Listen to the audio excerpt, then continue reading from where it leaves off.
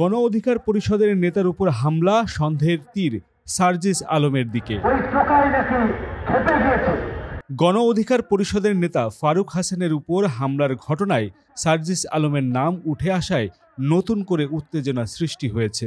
এই ঘটনায় সংগঠনের সভাপতি নুরুল হক নুরু 24 ঘন্টার মধ্যে অভিযুক্তদের বিরুদ্ধে ব্যবস্থা নেয়ার আলটিমেটাম দিয়েছেন।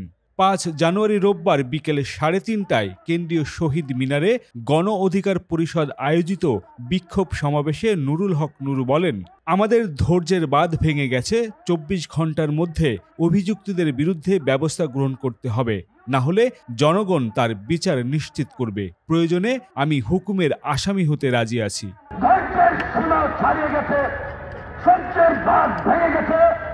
আগামী 24 ঘন্টার মধ্যে এই হামলাকারী শহীদ হিন্দের কোনায় সাইকেল সহ যারা চিহ্নিত হয়েছে তাদেরকে যদি প্রশাসন গ্রেপ্তার না করে, সেই হাত দিয়ে ফারুকের গায়ে আঘাত করেছে ওই হাত আপনারা ভেঙে দেবেন।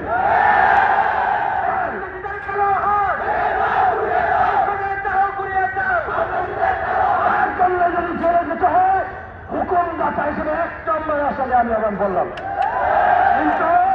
নূর অভিযোগ করেন যে হামলাটি ছিল পূর্ব পরিকল্পিত। তিনি বলেন, প্রথমে বলা হচ্ছিল এটি ছাত্র দলের কাজ, কিন্তু পরে জানা যায় এটি অন্য একটি নতুন সংগঠনের সদস্যদের দ্বারা সংঘটিত। আমরা শুনতে পাচ্ছি সার্জিস আলম হামলার সঙ্গে জড়িত, তাকে তার অবস্থান পরিষ্কার করতে হবে। তিনি আরও দাবি করেন, সরকারের কোনো দায় নেই দাবি করা হলেও সার্জিসের সাথে হামলাকারীদের ছবি রয়েছে। আশা করি সে এই ঘটনার সঙ্গে জড়িত নয়।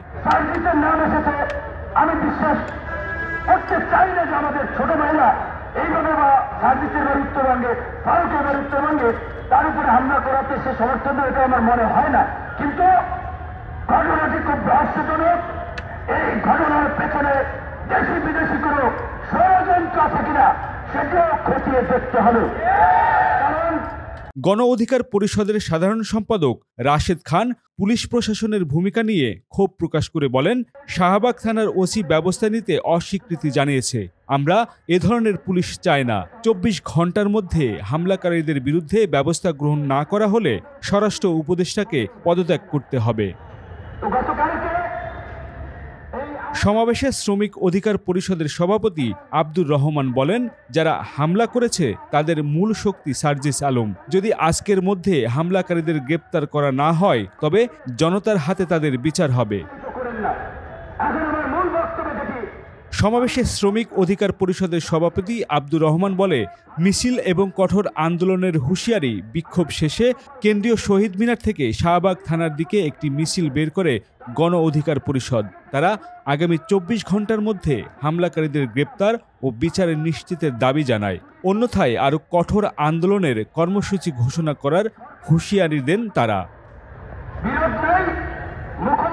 গণ অধিকার পরিষদের পরবর্তী কর্মসূচি। গণ অধিকার পরিষদ জানিয়েছে, দাবি পূরণ না হলে দেশের বিভিন্ন স্থানে বিক্ষোভ ও সমাবেশের আয়োজন করা হবে। সংগঠনের নেতারা এ বিষয়ে জনগণকে প্রস্তুত থাকার আহ্বান জানান।